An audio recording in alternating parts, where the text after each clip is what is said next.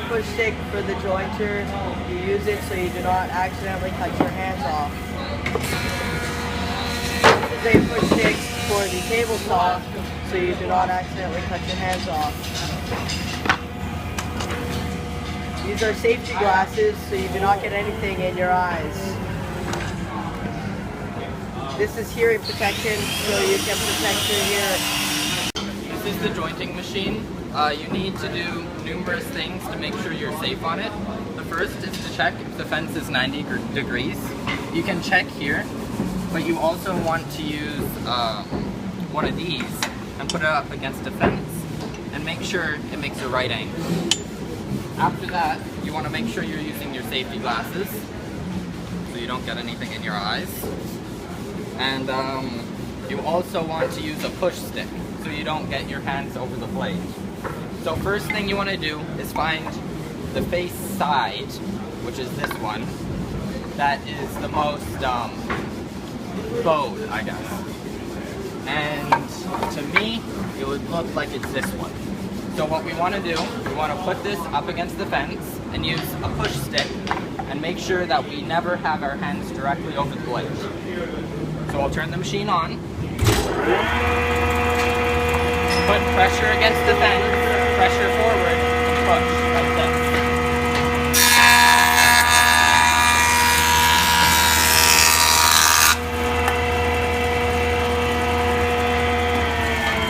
Now we want to check to see if it's completely flat, and you can see right here that it isn't, and moving it around shows that as well. So you have to put it through the planer again, the jointer I mean.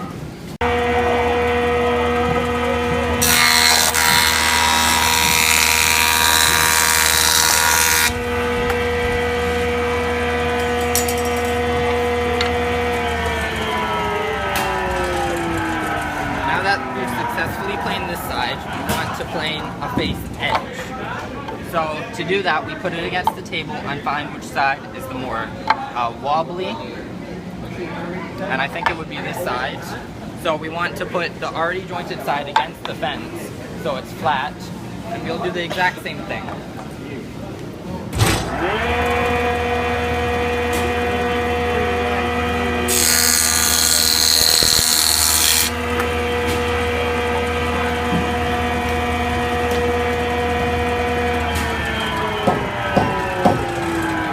Not least, you want to mark your board so you know which ones you've already done.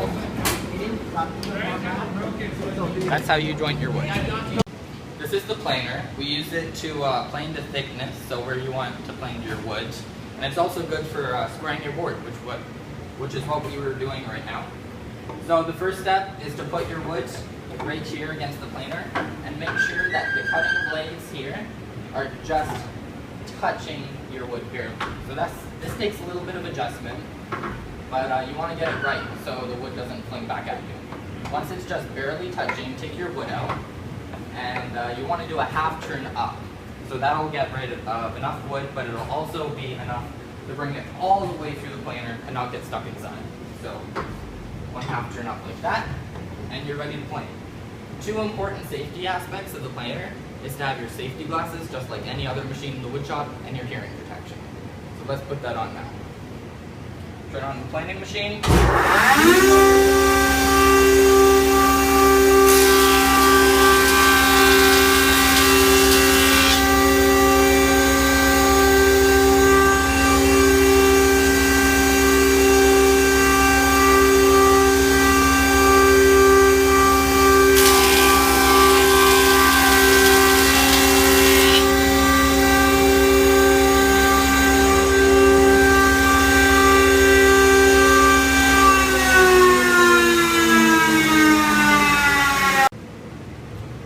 So two things you might have saw happen there was when I was putting it through the wood, I was bringing the table another half turn up. That's because we needed to bring the table up because we've already planed off that wood. One half turn is good for taking off a lot of wood, and a quarter turn is good for taking off less wood. But you don't want to do anything under a quarter turn or the blades won't grab your wood. Another thing about the planer is that you can sometimes get breakout like this, which can be easily fixed by putting it through the planer again, but for this process we're okay with a little bit of breakout. One of the finishing steps to squaring your board is ripping it through a table saw. So this is our table saw that we'll be working it with. It's equipped with a saw stop machine, so you don't cut your fingers off if your fingers touch the blade, but we don't want to bust that, so let's do the safety properly. One safety aspect is to have your safety glasses on, so you don't get any shards in your eyes. Another important step is to have a push stick, so you don't cut your fingers off pushing it through the blade. First, you want to adjust the fence to your desired length by pushing it. So we're just going to go enough to rip it, which is about here. We can bring this up to see that, and that looks to be good to me. We want to bring this down for safety and lock in the fence. We can also use a measuring tape to measure if it's correct, but we don't need to since we're just squaring the board.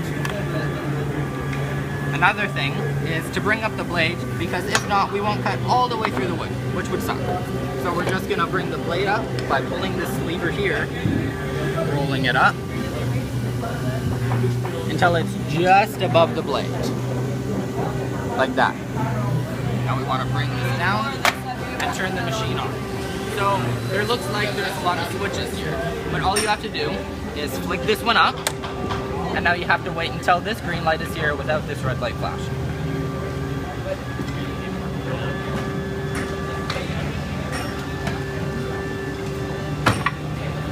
Okay, now that it's done flashing, the machine is ready for use.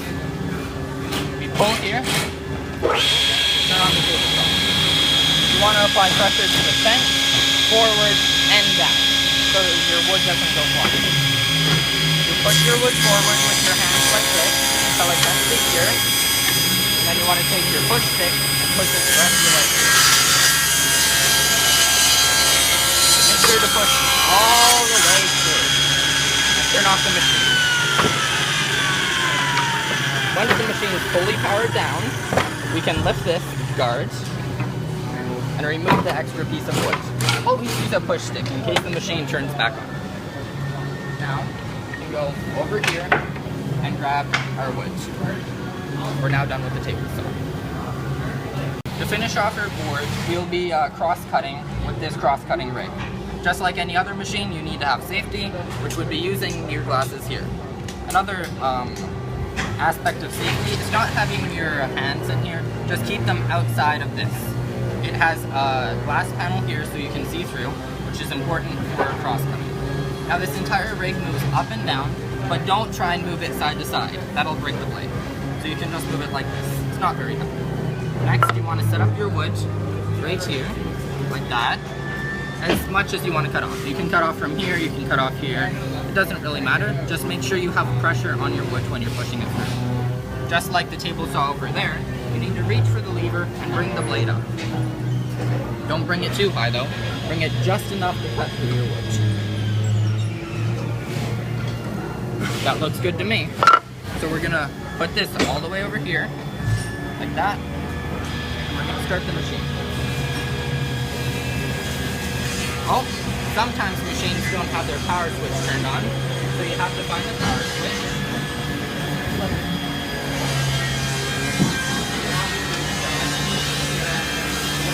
Okay, now we're ready to cut with our wood.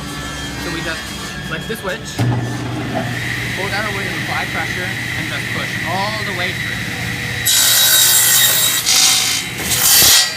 Just like that. Turn off the machine.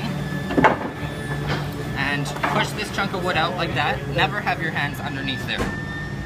After that, you see that you cut your wood to length and it's square on this side. That's how you use cross cut. An alternate way to cross cut your wood is with this machine. This is called the radial arm saw.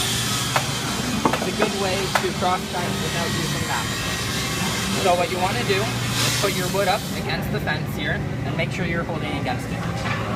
Bring this down until you find where you want to cut, like this, and then the power switch is actually on the handle. You just pull it here.